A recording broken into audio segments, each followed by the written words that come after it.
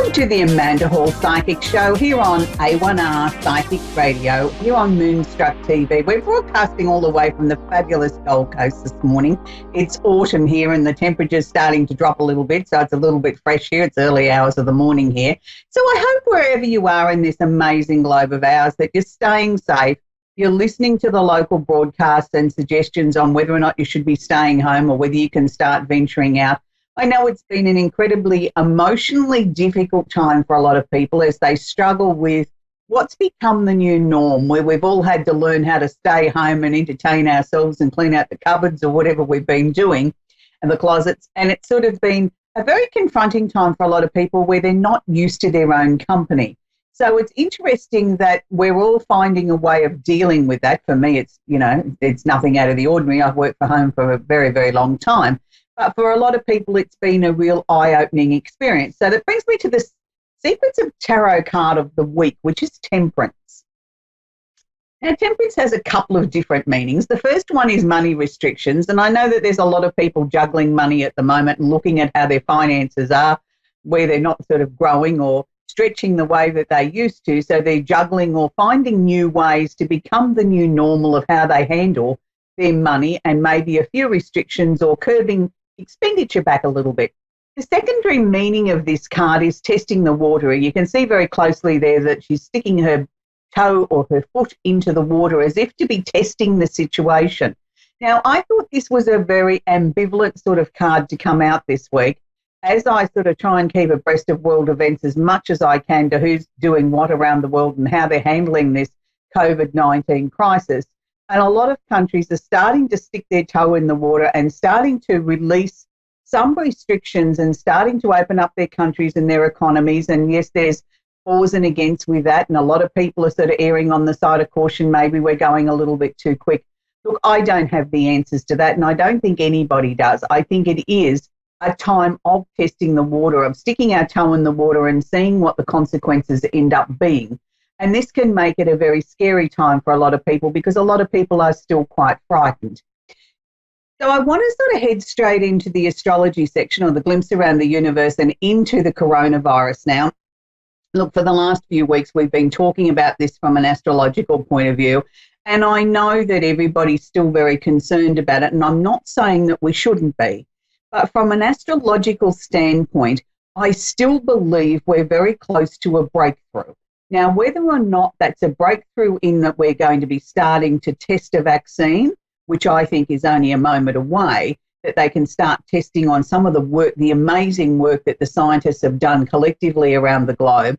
But I've been saying for the last couple of weeks, I think we're very close to finding some existing drugs that are in the marketplace that can be used to be trialled to see whether or not they're effective against this virus. Now, I've been sort of feeling as if it's going to be 3 or 4 different ones that are already in the marketplace that may have been used for other types of illnesses, but they're going to be finding some amazing results with these.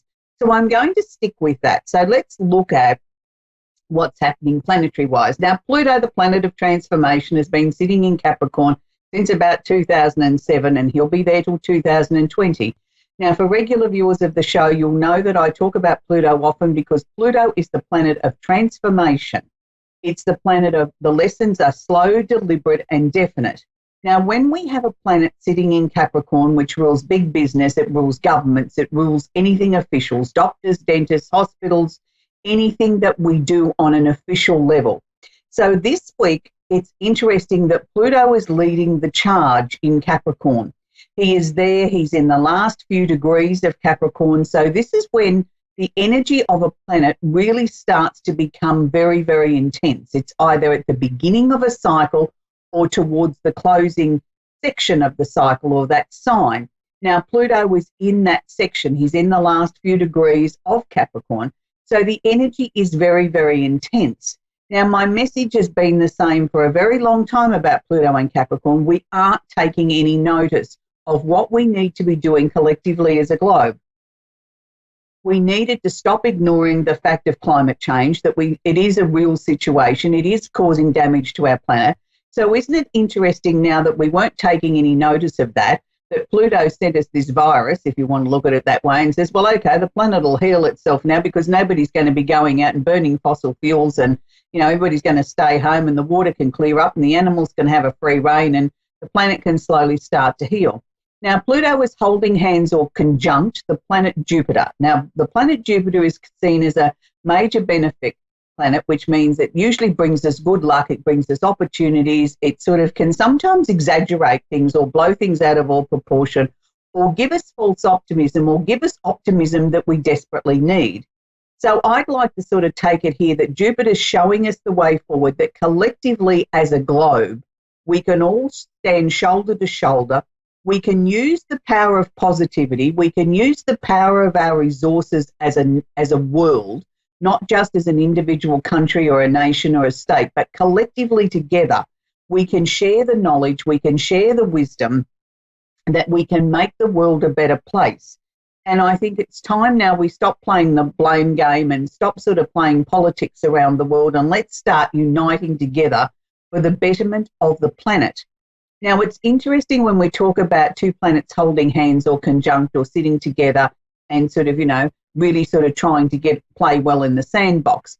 So we also have another planet that's conjunct Pluto and Jupiter, but it's called Saturn. Saturn is the planet of discipline, the taskmaster, the one that waves the big stick, the planet that gives us our lessons in life. But Saturn is actually sitting in the next sign of Aquarius.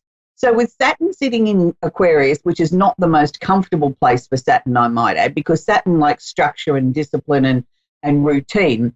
And the sign of Aquarius likes to do things that are different, unusual, step outside the square, give you a bit of shock treatment, make a statement that they know is going to curl your hair and sort of, what's that about? I don't feel comfortable with that. But maybe this is exactly what we need at the moment. Maybe we need Saturn feeling a little bit uncomfortable there, so that when he looks at things that, we might take a drug that might have been used for, say, curing hives, for argument's sake, well, that wouldn't necessarily work on a virus like this. Well, then maybe we've got to look at it in a different way. Maybe we've got to put everything up on the table, everything up for grabs, and follow the instruction or the wisdom or the insight of the people that are on the front line, the people that sort of, well, hang on a minute, why am I getting that light bulb moment? Maybe it's something that we need to consider. Now, I want to be very clear on the next part of this is I'm going to be working with what's known as the South Node. Now, this is one of the moon's nodes. Now, this is not a planet, but this is showing me where we could be trying to take the easy way out. Now, I think collectively as a world, I think we were trying to take the easy way out with the beginning of this COVID-19 pandemic. I think we all sort of were a little bit complacent. I think we're all a little bit slow off the starting blocks, because I think we all thought that maybe it was just a disease that was going to strike China and we were all going to be immune from it. I don't know how, but, sometimes I think as human beings, we tend to err on the side of that can't be happening in our world. It's only happening over there, so we don't need to worry about it. So I think we're probably past that point now. I think we're now sort of looking at reality smack bang for what it is and saying, okay, well, now we can't take the easy way out. We've got to take some hardline decisions and we've got to move forward. Now, moving on, we've got the part of fortune, which is also not a planet, but this is where we look for the greatest opportunities in a chart. Now, it's holding hand or conjunct the moon. Now, the moon moves very fast and the moon will only be here for less than 12 hours, but it's holding hands with the moon, and the moon is holding hands with Mercury, the planet of communication. Now, they're all sitting in Aries. Now, Aries is the first sign of the zodiac, so to me, this is like, come on, let's get motivated, let's get some energy happening here. So if we've got the part of fortune showing us where our greatest opportunities lie, and it's telling us to sort of sidestep or let go of the emotional, maybe handle our emotions in a slightly different way. Let's use our emotions for a positive thing. Yes, let's all get fired up, get our angry hat out of the closet or the wardrobe, but let's use it in a positive way to have our voice, to have our fears, our concerns, our whatever's taken notice by the people in power. And by being able to do this and standing united and saying, this is how I feel, whether it's I agree with you or the person next door or the person down the street, we are all entitled to an opinion. Now, all opinions, whether good, bad, or indifferent, will make up the collective. And I feel this is where we're going to get some breakthroughs. And this is where I think we're going to see the opportunity to get on top of this virus, because we still have Chiron, the planet of the wounded healer, also sitting in Aries, but away from this planetary configuration. But it's also showing us that we have ways forward to be able to find some answers to this virus. I strongly feel that we're going to find that they'll be trialling a vaccine before very long. Whether or not it's the right answer, that will remain to be seen, and it's only that we have the scientists' guidelines to go by. But I think we're very close to getting a breakthrough with this, that so we can start to slowly opening the world up again. Now, the final part of the astrology report I want to talk about is the sun, which is where the sun is today in the zodiac. It's in Taurus. Now, it's actually holding hands or conjunct Uranus, the planet of the unusual, the unexpected, like the bolt of lightning, where we get our major breakthroughs from. You know, they're both sitting in Taurus, which is an earth sign, which is making nice energy, or, you know, is sort of making nice phone calls back to all the stuff in Capricorn. So this is very positive. So I think we've got some opportunities here in this next 7 days that we may just see some world leaders coming out and making sense for a change, which is a good idea. So wherever you are in the world, please take notice of your local authorities. They're the ones with your best interest at heart. Now, this week here in Australia on Saturday, we'll be sharing with the world what's known as our Anzac Day celebration. Now, that represents Australia and New Zealand Army Corps. For those of you that are in the US, you have what's known as Veterans Day. This is our equivalent to our Veterans Day. So you can see on set, I've got the Australian flag flying in the background, and I also have a candle called My Angel in the Sky. Now, the reasons why I've chosen this is a double barrel thing. I've chosen it to represent all our fallen soldiers over the years, the people that we've lost in world wars and battles and wars around the world, but not just collectively for Australia and New Zealand, but for everybody. There's been a lot of people that have been lost to war, and this pandemic is like being in a war. We're in a battle zone. And also, too, there's been many, many people that have lost their lives during the course of this pandemic, and unfortunately, I'm sure there's more to come. So collectively, I'm burning on set the My Angel in the Sky candle, collectively for all of those that have lost someone. So this is a candle I designed a few years ago purely for that, so that we can honour the person that we've lost or the people that we've lost in our lives at special times, whether that's, you know, a special occasion is every day to me. But, you know, we have other times in the year where we have birthdays, anniversaries of people's passing, Easter's, Christmases and things like this. And it's nice to have a subtle reminder in the background of something that you can glance over and say, well, that's my little bit of remembrance to the people that are no longer with us, that aren't joining us at the table or the gathering. So My Angel in the Sky is my choice this week for that reason. So when we burn a candle like that, it's something that we can burn subtly. We can have it going in the background. With our extra large candles, you'll get approximately 100 hours out of them if you keep them out of drafts.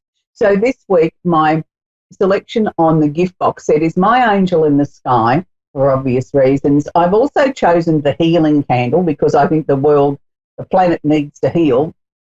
And there's many of us that need healing at the moment in one form or another. Even if we don't have the virus, we need healing on an emotional level, and the planet needs to heal. And I've chosen passion in the middle because I think we all need to get a bit of passion. We all need to get a bit of fire in our belly to stand up and say, this is not acceptable, to get people in the powers that be to understand what our point of view is, that we do matter, we do have an opinion, and we need to be heard. And I think that's very important. I mean, just because you're a little person in your community doesn't mean that your opinion doesn't count. It does. Each and every one of us have the right to stand up for what we believe in and for our families. So that's my selection of candles for this week. So we're going to take our first caller, which is Haley in Chandler, Arizona. Are you there, Haley? Yes, I am. You have a question I can work with, please, Haley? I'm sorry? You have a question I can work with, please, sweetie? A question?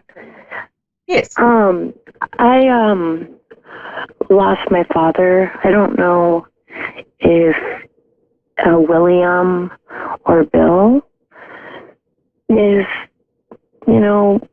coming through, and I'm just trying to figure out exactly what happened and just kind of find some peace. Okay, Hayley. For this. I say every week on the show, we don't have an automatic dial-up service that we can dial up who you want to speak to on the other side. I'm sorry for your loss. I know it's very, very difficult when you lose somebody that you loved and you were close to, and in this case it was a parent. But I think it's even more tragic when you don't have answers, when there's question marks around that and you sort of, you toss so many things around and in the end you don't know what to believe and not to believe. The only thing that I'm being shown is, and I don't want to minimise your loss in any way, is that your dad's coming through and saying to me, let's leave it alone. It's like he doesn't want you to keep going round in circles and trying to find answers. He's saying leave it alone. The answers will come, and I don't think they're going to come probably necessarily this year. He wants everybody to just exhale and sort of just calm down and just let everything come at its own pace. Was he a man that was, I was going to say wise, of course he was wise, but was he a man that handled things in a crisis really well, like he sort of chilled out and sort of took stock of everything and then sort of made his decisions and how he was going to proceed forward? Was that his nature? Yeah. Because that's what he's sharing with me now, that what he wants you to do is to take a leaf out of his book, that how he would handle the situation. Let me assure you, he's with you, he's around you, he sees what's going on. If he could take your pain and your tears and your sadness away, he would. He's also telling me that he doesn't have any anger towards what happened. Does that surprise you? Yeah, it does. Because that's what he was very clear on. He wanted you to know that he wasn't angry. And I felt that was not necessarily going to give you any comfort, but that's what his main message was. I'm not angry and the answers will come. Just, I think he more wants you to honour yourself, honour the fact that you've lost him and don't focus on how and why it happened. Let's just focus on the grief. And working through those stages and finding some sort of inner peace and understanding that he is still with you. He's just not with you in the physical flesh form, but he's still with you in spirit and he sees everything that's going on. He had what I would term as an unusual sense of humour, because it's sort of almost like he's teasing me about, like you've got to get back to some fun in your life. Yeah, he always said that, and the whole anger thing is just because he did take his life, so that was a big part of it. So that's really healing for you to say that.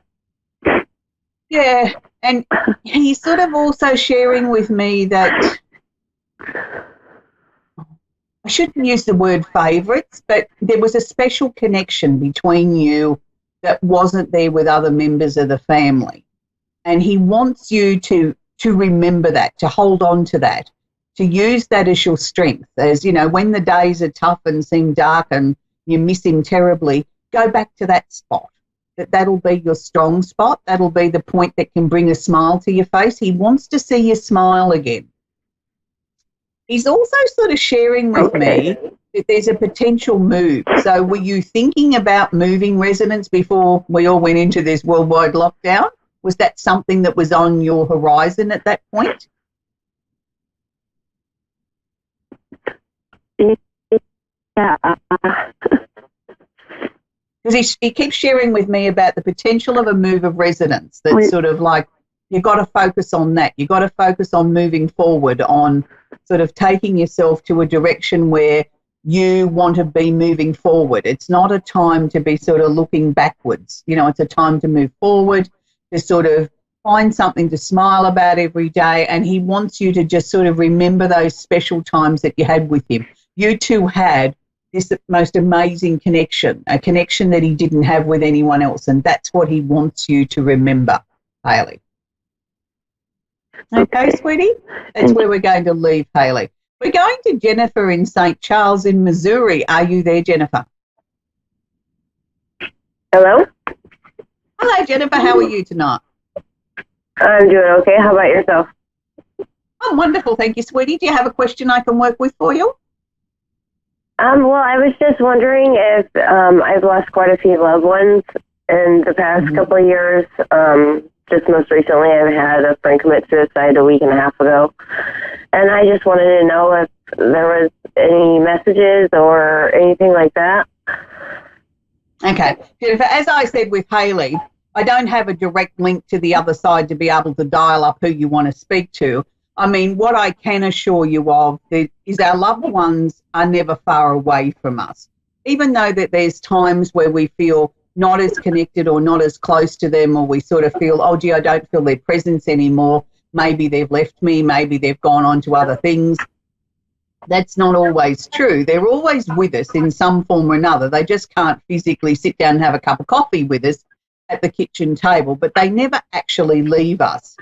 What I'm being shown is that in the past 6 months, Jennifer, I feel you've taken your own power back more. That's what they're sharing with me from the other side, that they're really very excited the fact that how you've grown as a person, that you've started to become strong and dynamic, and you're sort of getting your opinion back again, and you're not taking, I was going to say, you're not taking any garbage from anyone. Let's put it that way. And they're really pleased about that. They're applauding that. And if there's more than two people on the other side standing there clapping hands saying, well done you. So they're very excited at where you're taking your life. So that's a good thing. That if they feel that you're sort of really, you know, stepping up to the mark and taking control of your life again and becoming stronger again in yourself. It's interesting because I feel over the last couple of weeks, there's been times there where you felt different passed over members of the family have been sort of like closer. Is that what you felt? You know, there's different times you could have sworn they were in the same room as you, and then you look and you think, no, they can't be because they're gone. Has that happened to you? I hear a lot of times it's music. I'll hear music that will make me feel like they're with me. Oh, look, that's one of their favourite ways of coming through is a song. You know, they'll put a song in your head or on the radio, or you'll see it on YouTube or something like that, and it's like you just know it's from them. I believe that that's one of their strongest forms that they can come through with, because it's their way of expressing that they're there, they're with you. And if you've got a particular song that you think you associate with a particular family member, can I suggest look at the two songs that might come on after that? Because it's usually that one song to get your attention to sort of say, hey, it's me, it's Auntie Mary, and then look at the two songs that come on behind it as the message that they're trying to share with you. But music is one of their most favourite ways of coming through, as is sort of moving things, you know, moving your pictures and things like that, your photographs on the cupboard. You know, they love to move those because a lot of people get annoyed about that it's crooked. So it's, again, their way of getting your attention. But I know that on an intuitive level, Jennifer, on a psychic level, you're starting to connect more and more frequently with the other side, and it's becoming what I term as automatic. It's like you don't even realise that you're connecting with them. It's just happening. And that's a good thing, because that's how they want it to be. They want to be sort of like a part of your day where they're just walking beside you, and, you know, you don't have to stop and acknowledge them. They're just there with you. So they were also sort of showing me that have you been going through some old photographs or something? Because they're showing me a box of photographs. Yeah. But they're asking me to tell you to put them in order. So I don't know whether that means put them into a photo album, or whether that means put them into order and sort of maybe make some copies or scan them so other members of the family can have the same memories as well. But it's like they want the family history put in order. Does that make sense to you? Okay. That's what they're asking. And I suppose it, you know, it's not something you can do all in one day, but I feel by doing that, I think you're going to feel, number one, a lot closer to them, which is a good thing. But I also sort of feel it's going to help you put the family history in some sort of sequence, some sort of order, and there'll be some messages that will flash through at those times too. So while you're working with the family photographs, can I suggest you have a pad and a pen next to you, or your phone where you can voice record it or something like that, because there's going to be some messages that'll just flash in, flash out. If you don't take note of them at the time, you'll never know what they were about. And, you know, even if it makes no sense, write it down, because it will make sense a bit later on, and you'll get something else that will add to that. But I know they're very, very happy with you from the other side. They're sort of really, they're all standing there giving you a standing ovation, clapping that you're just doing so well. So I haven't seen something like that for a very, very long time. So you're a very lucky lady that they're so pleased with the progress that you're making. So that's good, Jennifer. So can I just say, keep up the good work, sweetie. They're really happy with the progress that you're making. Thank you so much. You're very, very welcome, Jennifer. We're almost at the end of the show again, so I hope wherever you are in this amazing planet of ours, you're doing as you're told, you're staying safe, you're staying home if that's what your local authorities are suggesting. I know it's a very tough time, but I think we also need to make sure that we get ourselves into a routine. Only a little bit of television to find out what's happening in the world when you first wake up in the morning, and then structure your day. That you've got a certain amount of work, a certain amount of play, a certain amount of time to watch a TV movie or do something that makes your heart sing, get some exercise, get back into the kitchen, you know, bake up a storm. And then don't get so, I think, obsessed with watching every news bulletin from around the world, because I think all that does is makes us numb, but it also sort of becomes, we become so obsessed with it that we don't need to do that. I think we need to have the headlines twice a day, but in between that, I think we need to get on with living. And I think that's the most important thing. But the most important thing, besides staying safe and listening to your local authorities, is please reach out to other people. There's many, many people in the world that are doing it tough, and the strongest of people are struggling at the moment. So just reaching out via social media, a phone call, a text message, just even a smiley face can mean the world to someone else's day. You'll be surprised the love, the joy, and the messages that you will receive in return. So until next week, for those here in Australia and New Zealand, can I say, let's remember Anzac Day. It will be one that will go down in history as we all celebrate or remember in a very, very different way, and lest we forget. Bye for now.